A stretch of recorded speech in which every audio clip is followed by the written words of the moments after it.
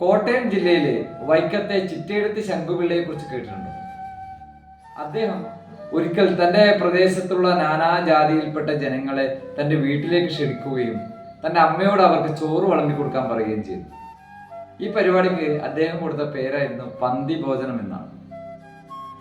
1924 നടന്ന വൈക്കം സത്യാഗ്രഹത്തിന്റെ പ്രധാന സമരഭടന്മാരിൽ ഒരാളായിരുന്നു ചിറ്റയെഴുത്ത് ശങ്കുപിള്ള.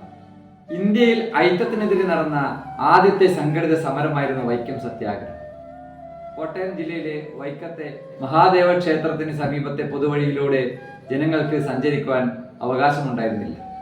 എല്ലാ വിഭാഗം ജനങ്ങൾക്കും സഞ്ചരിക്കാൻ അവകാശം വേണമെന്ന് പറഞ്ഞുകൊണ്ടാണ് ഈ സമരം ആരംഭിച്ചത്. കൊടിയ മർദ്ദനത്തെ തുടർന്ന് അദ്ദേഹം രക്തസാക്ഷിത്വം വരിച്ചു.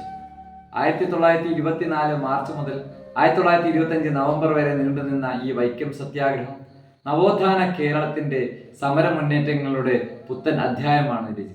ദേശീയ പ്രസ്ഥാനത്തിന് കരുത്തു പകരാൻ, സ്വാതന്ത്ര്യ സമര പ്രവർത്തനങ്ങൾക്ക് കരുത്തു പകരാൻ വൈക്കം സത്യാഗ്രഹം ഇടയാക്കി.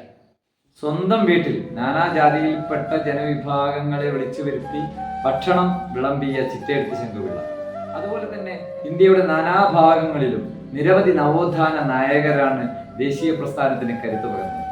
വൈക്കം സത്യാഗ്രഹത്തിലെ രക്തസാക്ഷി ചിറ്റയെഴുത്ത് ശങ്കുപിള്ളയുടെ ചരിത്രം നാം എല്ലാം പഠിക്കണം.